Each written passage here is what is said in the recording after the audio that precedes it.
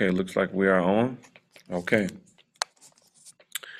So this is part two with our previous talk, which we were dealing with the Black imagination. All right, the Black imagination is a powerful divine tool that we were given from the Most High to bring about our visions, to bring about our plans, to bring about better solutions to our challenges, and so it those things begin in our imagination.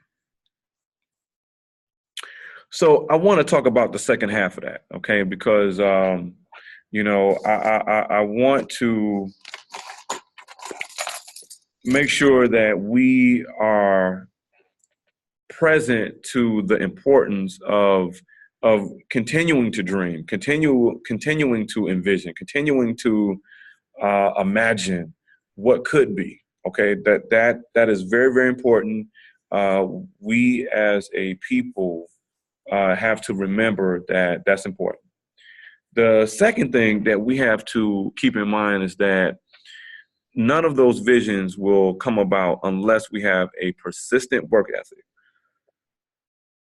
So let me begin with this question here. What is work to you? Okay, what is work to you? Okay, um, how do you articulate working? To you, is it um, is it something that I gotta do? Okay, is it something? Do you look at it? Do you call it the grind? Is it a grind for you? Is it simply applying your energy, just the application of energy? Um, what is work to you? How do you define work? Okay. For me, I like to look at work as energy in motion.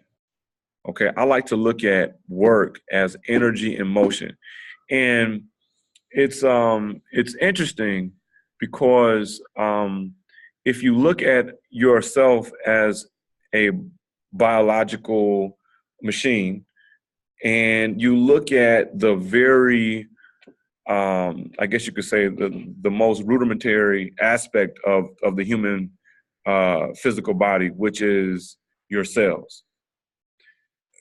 Your cells don't live without working. Okay, so at the very basic level of life, we're talking about at the cellular level, cells cannot exist without working. So many of us, I think, have a notion, we have an idea that living the life and living the successful life is something that comes about without work. You know, as if work is, I mean, like success is just simply going to Jamaica and sipping on pina coladas, and that's that's basically how you get to the successful life. Okay, and we I understand. Don't get me wrong. I love vacationing, and I love Jamaica too. I love Africa. I can't wait to go back. We have not gone back there in a while. Hopefully, we can have an Akoma event in Jamaica as well as in Africa. I would love to be able to do that. However, let's kind of go back and deal with this work thing. Now, don't get me wrong. I'm not saying that life is just simply should be just all work, should just be all work. No, that's not what I'm saying. But what I am saying is that at some level, you have to transform. Like you have to love working.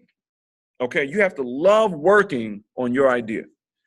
If you don't love the work, you will never prosper in it.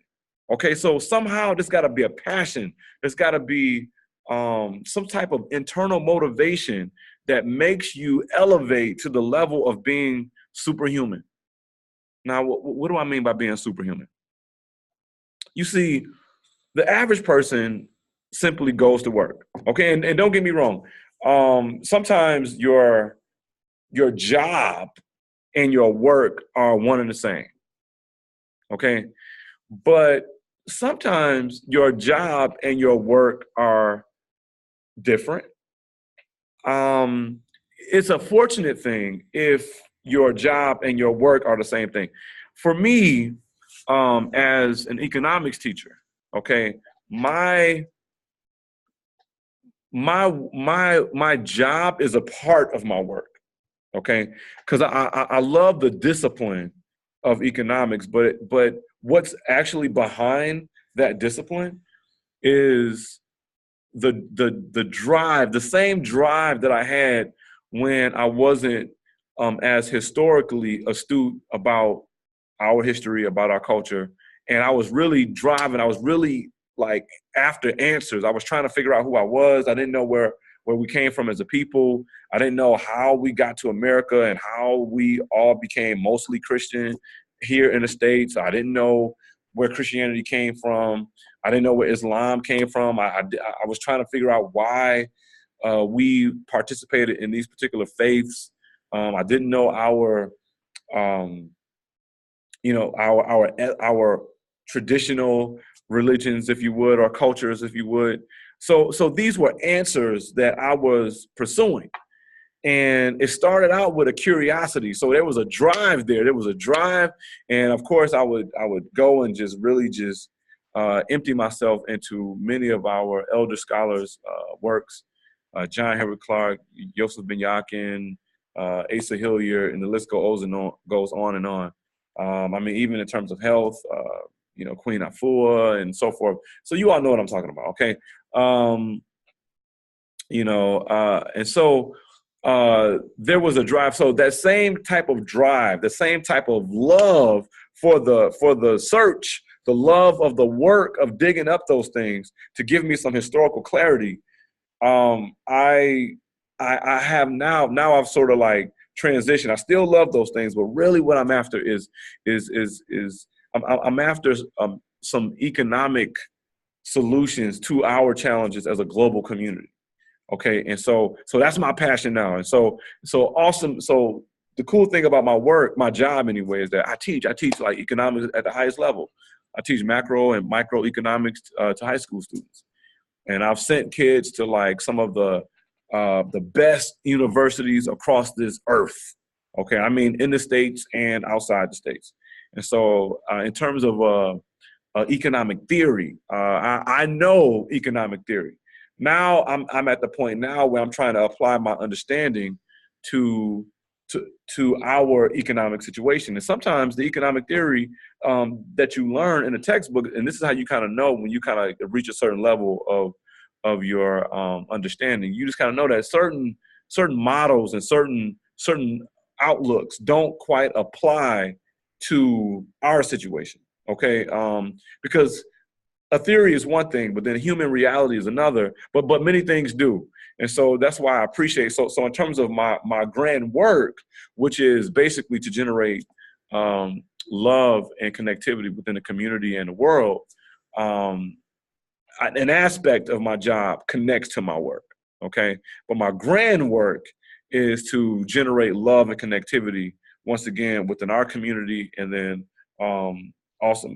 ultimately the world. Okay, but mainly my core focus is our community. Okay, and so yeah, so let me just sort of give you all a little bit of an idea here. So yes, I'm a teacher. Okay, I'm also an entrepreneur. Okay, I own several companies. Okay, I own a consultant business. I own real estate business. I also own some other kinds of assets, if you would. Okay, so I'm sharing this with you because I'm sure when Europeans brought us over here, they did not expect somebody like myself, okay, who looks like myself, to get to this point economically. Okay.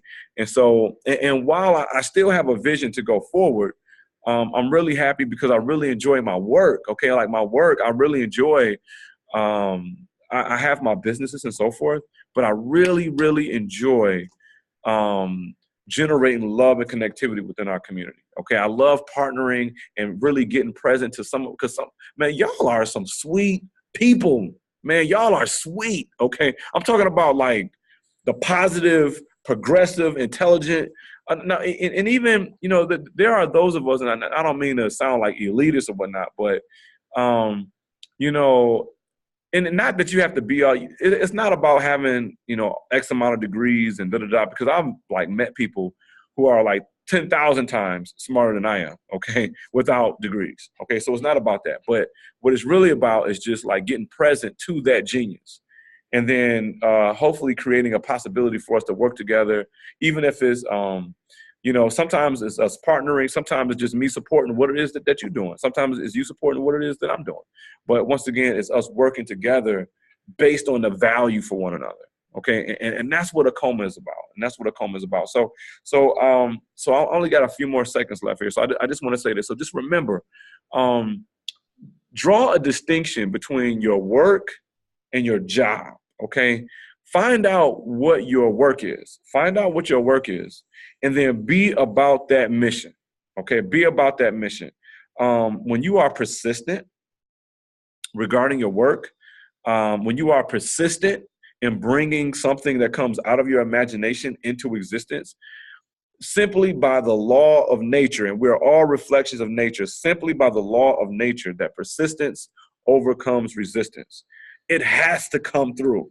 It has to come through. Your pyramid has to be manifested. Okay, your light bulb has to be lit. Okay, your ideas have to come into existence, and I don't care about the systematic things that seem to get in our way. It doesn't matter, no matter where we are in the world and what time, we're always going to have challenges, and I don't mean to excuse those things because they exist, but we have to have a certain burning kujijakalia, a burning self-determination to not accept the idea that our visions will not come into existence. We have to generate what I like to call a certain kind. And if there are kids listening to this, excuse my language, I'm getting ready to go there. A certain kind of unfuckwitableness, okay? Unfuckwitableness, okay? You have to be unfuckwitable, okay? In terms of bringing about your visions, okay? And I'm not saying being violent or nothing like that, but I'm saying a certain kind of determination. Okay, one of my biggest inspirations. I mean, if Harriet Tubman can make 19 trips on foot from the South to Canada, 19 trips, you and I can bring about a business. You and I can bring about, you know, a possibility for the community. You and I can do it, okay? She did it, okay? And it would not have come about without her imagining what could be and a persistent work ethic. You understand what kind of persistence that is? Like right, left. I'm talking about her footsteps, okay? And everybody else that followed her, okay? And so just understand, man, your imagination is a powerful gift from the Most High, and you are supposed to use it while you are here to bring about your visions, okay? Your visions, what it is you want to bring about, and you can do it, okay? You can do it. You can be successful. You can bring about whatever that thing is, okay? I don't care if it's a certain amount of money, building a company, building a school or some type of institution, bringing about an event. You can do it, okay? You can do it. You can do it. Just make sure that once again, you somehow, in order to make that happen, your work ethic got to be persistent, and you got to have a certain amount, a high amount of unfuckwitableness, okay? And that's where we are with it. All right. So please, okay. Hopefully that wasn't too crass. I just got to be real. Okay. I'm not going to always keep it clean because sometimes the passion don't exist in the clean language. Okay. Sometimes you just got to go there, and I'm going there. Okay. This is where we are with it. All right. So once again, thank you all for tuning in. Please go to the akomaportal.com and sign up. Okay, sign up. I want to get your email. Okay, and you will receive a message. And once again, you will get present to all of the cool stuff that we're doing. We got interviews coming up. We got some cool stuff coming up for the summer. It's all kinds of stuff. And I know that you're up to some stuff. So I want to help you. Okay, we want to help you. We want to help you get that to other people within the Akoma portal. Okay, and we want to expose your awesomeness because you are awesome. Okay, so thanks again for tuning in. I love you all. Once again, I am Kenyatta Ibarisha, and peace and love to you. I'll see you next time. All right, peace.